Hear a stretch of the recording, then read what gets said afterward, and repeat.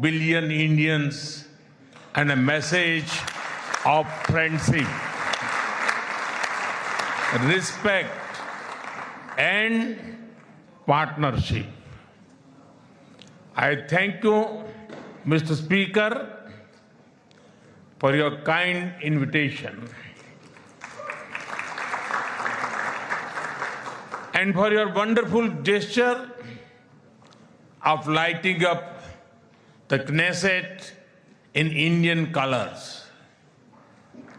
Your visit to India 3 years ago was the first by a Speaker of the Knesset.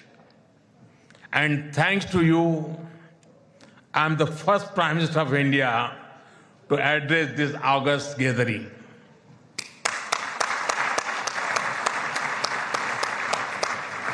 Nine years ago, I had the good fortune to be the first Prime Minister of India to visit Israel. And I'm very happy to be here again, returning to a land to which I have always felt drawn. After all, I was born on the same day that India formally recognized Israel, September 17, 1950.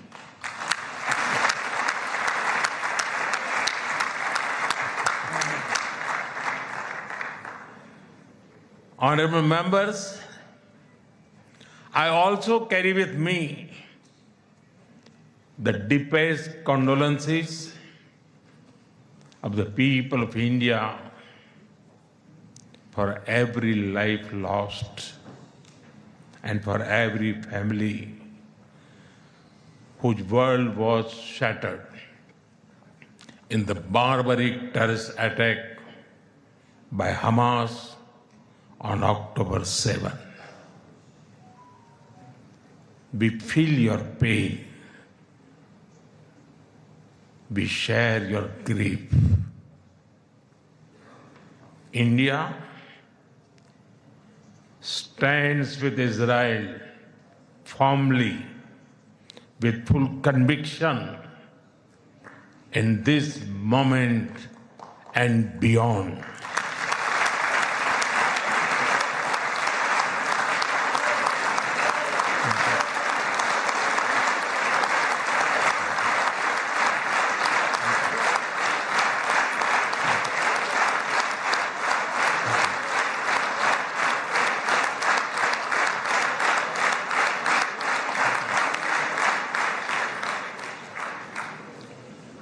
No cause can justify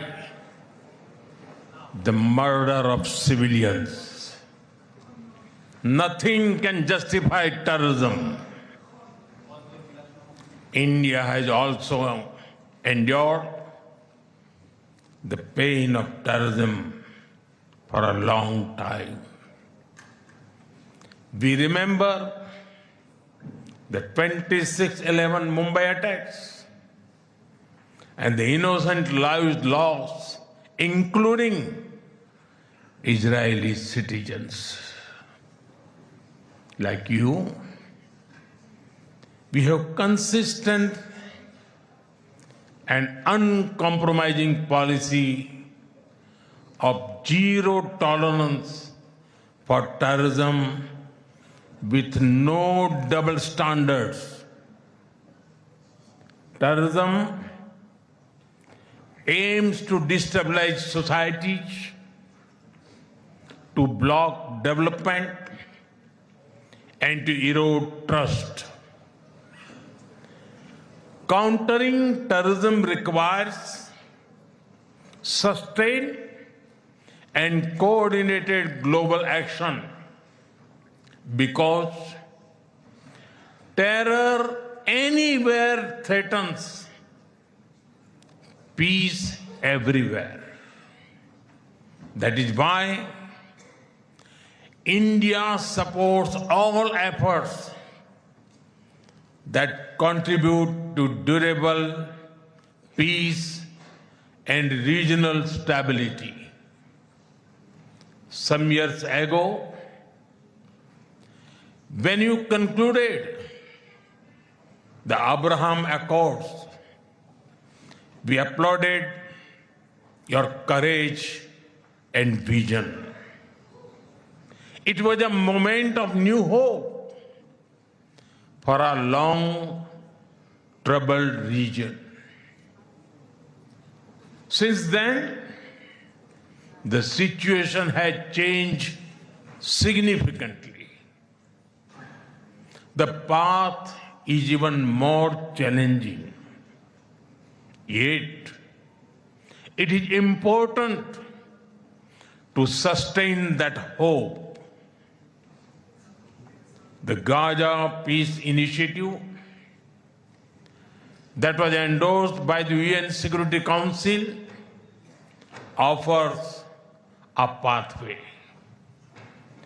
India has expressed its firm support for the initiative.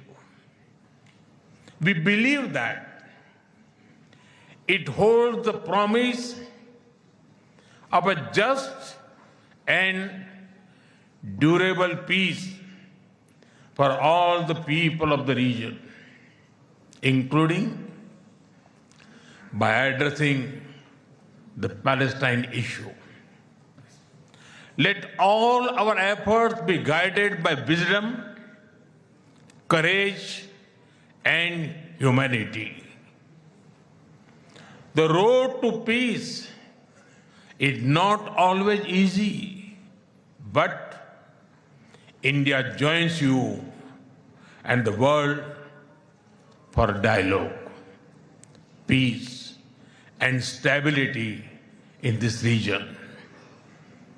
Honorable members, in India, there is a great admiration for Israel's resolve, courage, and achievements. Long before we related to each other as modern states, we were linked by ties that go back more than 2,000 years. The book of Esther refers to India as Hodu. The Talmud records trade with India in ancient times. Jewish merchants traveled across sea routes that connected the Mediterranean with the Indian Ocean. They came seeking opportunity and dignity.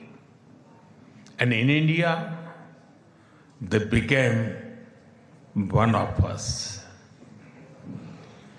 Jewish communities have lived in India without fear of persecution or discrimination. They have preserved their faith and participated fully in society. That record is a source of pride for us. Honorable members, the Bene Israel of Maharashtra, the Kochini Jews of Kerala, the Baghdadi Jews of Kolkata and Mumbai, and the Bene Menashe of the Northeast have enriched India. In my home state, Gujarat, there is a school set up by a Bene Israeli family, Mr. and Mrs. Best. It is an excellent school, and of course, it is called the Best School.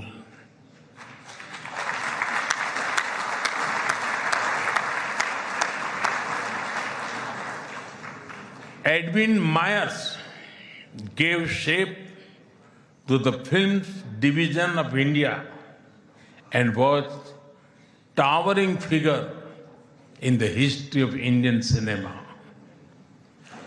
Dr. Rubin David was the founder of the Kankaria Zoo in Ahmedabad.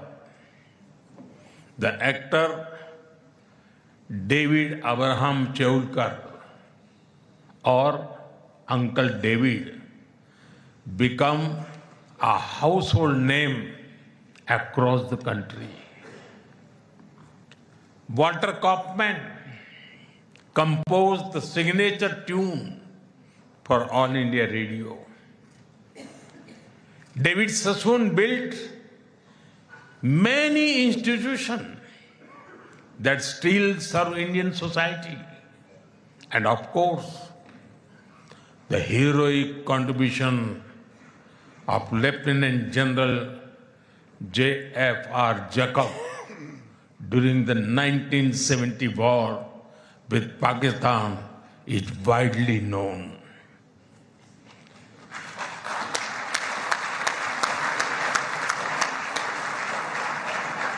I had the honor of working closely with him after his retirement. We discussed India-Israel relations among many other things over many cups of tea. There have been countless others whose contributions are woven into India's rich fabric of life.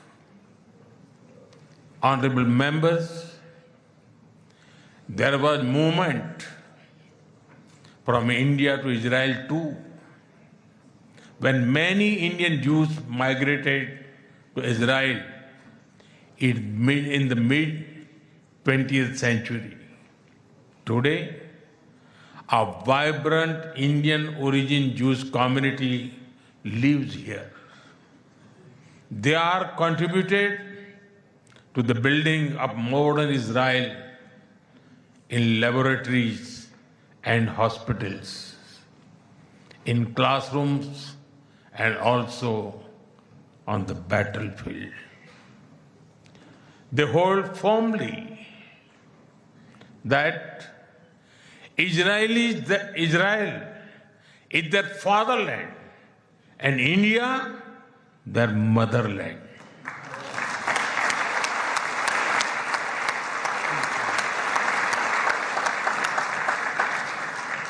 We are proud of them.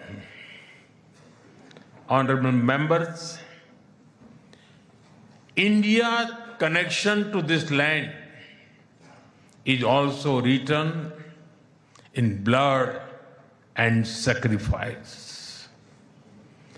During the First World War, more than 4,000 Indian soldiers laid down their lives in this region. The cavalry charge at Haifa in September 1918 remains a significant chapter in military history.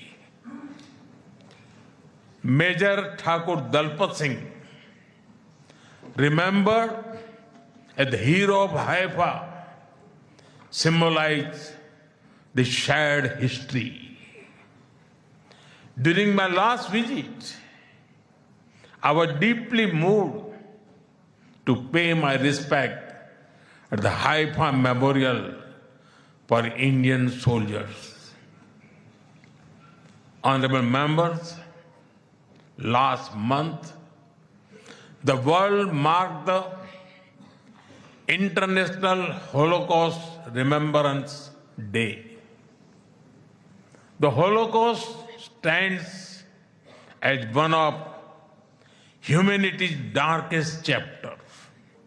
Yet, even in those turbulent years, some acts of humanity stood out. The Maharaja of Navanagar in Gujarat, also known as the Jam Sahib, offered refuge to Polish children, including Jewish children who had nowhere else to turn. I am told that a statue of Jamsa was unveiled in Moshav Nevatim recently. Thank you. Thank you for this honor and remembrance. Honorable members, after India's independence, many Indian leaders felt a kinship with the people of Israel. India's parliamentary debates of the 1950s are witness to their admiration for Israel's effort to develop agriculture in the desert. The kibbutz movement of Israel inspired our leaders like Acharya Vinoba Bhave and Loknayak Jayaprakash Narayan. First in my home state, Gujarat, and now across India, I've seen the approach of per drop, more crop work wonders in agriculture. My own first visit to Israel was in 2006 as the Chief Minister of Gujarat. Later in 2017, during my visit to Israel as Prime Minister, our two countries elevated the relationship to a strategic partnership.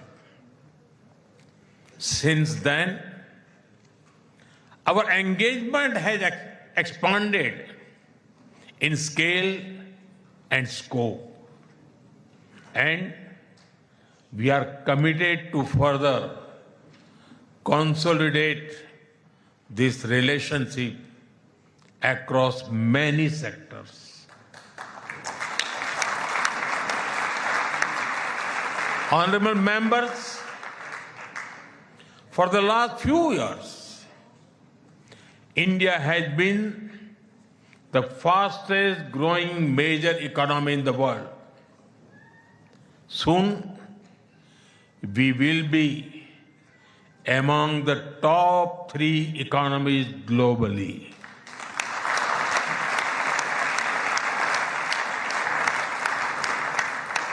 At the same time, Israel is a powerhouse of innovation and technological leadership. This creates a natural foundation for our forward-looking partnership. We are committed to expanding trade, strengthening investment flows, and promoting joint infrastructure development. The bilateral investment treaty signed last year will provide confidence and predictability to our businesses. In the last few years, India has concluded a number of important trade agreements with other nations. To your west, the European Union and the UK. To your east, the UAE and Oman. Our bilateral goods trade has grown significantly in recent years, but it does not reflect the full scope of opportunity. That is why our teams are working hard to negotiate an ambitious free trade agreement. It will unlock the vast untapped potential in our trade relationship. We will also work closely in different formats, such as India, Middle East, Europe Economic Corridor, and the I2U2 framework between India, Israel, UAE, and the US. Defense and security is another important pillar of our partnership. In November last year, we signed an MOU on defense cooperation. In today's uncertain world, a strong defense partnership between trusted partners like India and Israel is of vital importance. Honorable members, Israel is often called the startup nation. In recent years, we have also been working to unlock the innovation and creativity of our youth. I recall that in 2018, Prime Minister Netanyahu and I inaugurated the I Create Technology Business Incubator in India. Since then, it has supported nearly 900 such startups. Last week, we hosted the world's largest and the most democratized AI Impact Summit with representatives from over 100 countries. Our aspirational spirit aligns naturally with Israel's innovation ecosystem. I see a lot of synergies in areas such as quantum technologies, semiconductors, and artificial intelligence. We are also working with Israel on creating cross-border financial linkages using our digital public infrastructure. Honorable members, I mentioned how inspiring we found Israel's agricultural miracle in desert. Israeli expertise in precision irrigation and water management has already transformed agricultural practices in India. Together, we have established 43 centers of excellence across India that have provided training to more than 500,000 farmers. We should now set an ambitious goal to expanding to 100 centers to benefit millions of farmers and fishermen. Honorable members, at the heart of the India-Israel partnership are the ties between our peoples. When I first visited Israel in 2006, there were a handful of yoga centers in Israel. Today, yoga seems to be practiced in almost every neighborhood. I am told that interest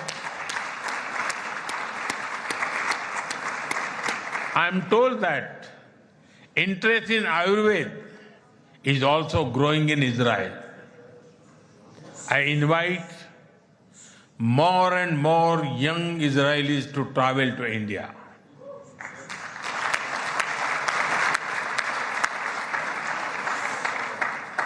They will witness the dynamism of our society and experience what holistic wellness can do for the body and the mind. I'm happy to inform this August House that the Indian Parliament has set up a parliamentary friendship group for Israel. I invite you all to visit India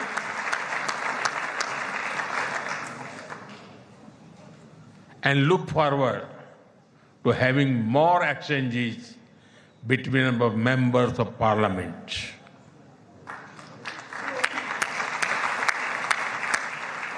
I am aware that Indian caregivers and skilled workers in Israel contribute immensely to families and communities.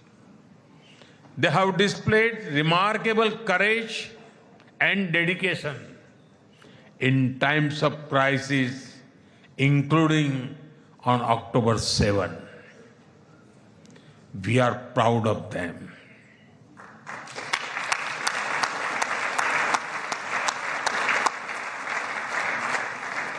As the Jewish teachings reminds us, whoever saves one life saves the entire world.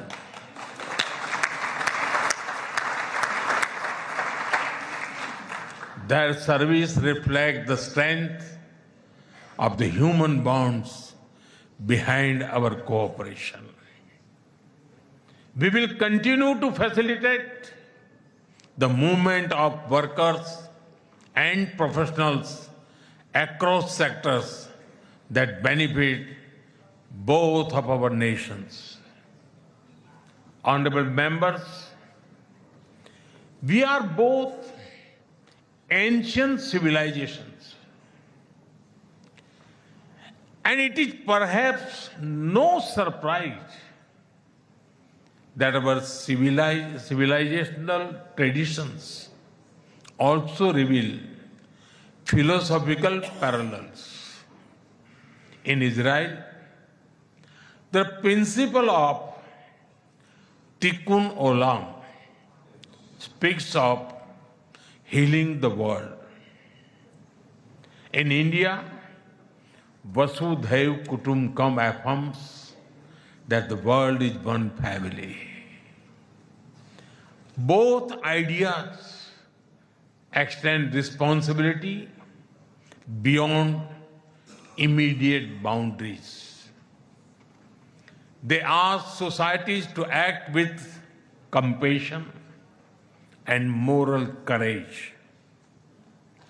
Judaism emphasizes halakha, guiding everyday conduct through law and practice. Hindu philosophy speaks of dharma, the moral order that shapes duty and right action. In both traditions, ethical life is lived through action and faith is expressed through conduct. There is an enduring similarity in our festivals as well. You celebrate Hanukkah with the warm glow of candles. Around the same time, we celebrate Diwali, the festival of lights, with the gentle radiance of lamps. Soon, India will celebrate the festival of Holi, filled with happiness and color. And around the same time, Israel will also celebrate Purim with enthusiasm and joy.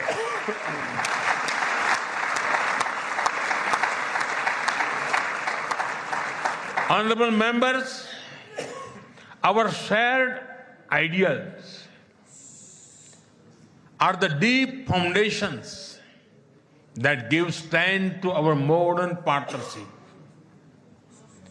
We are democracies shaped by history and focused on the future. Our partnership is grounded in shared experience and shared aspirations. Our strong partnership not only serves national interests, but also contributes to global stability and prosperity. Let us ensure that the friendship between India and Israel remains a source of strength in an uncertain world. Am Israel Chai.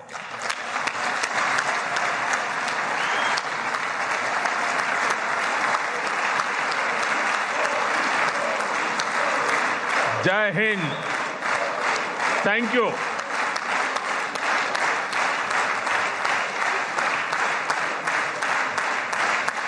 His Excellency, Prime Minister Benjamin Netanyahu, His Excellency Mr. Amir Ohana, Speaker of the Knesset, His Excellency Mr. Yair Lapid, Leader of the Opposition, Honorable members of the Knesset,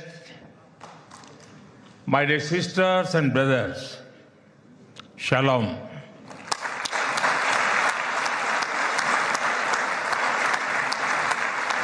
Namaste.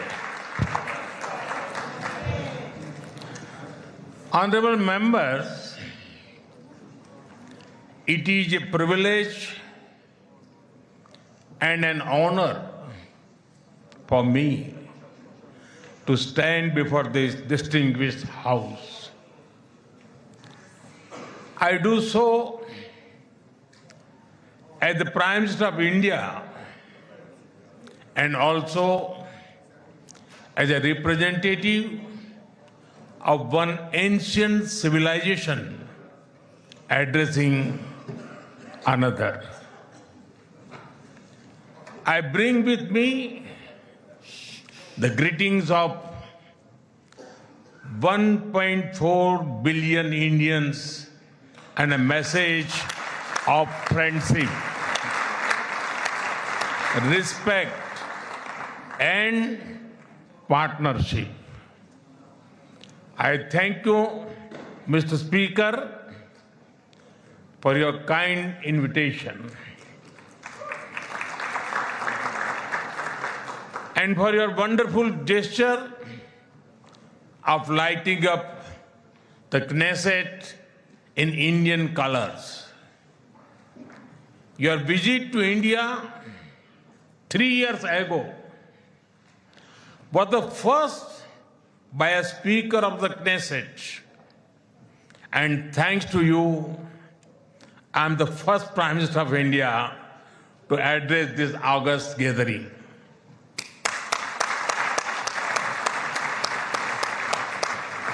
Nine years ago, I had the good fortune to be the first Prime Minister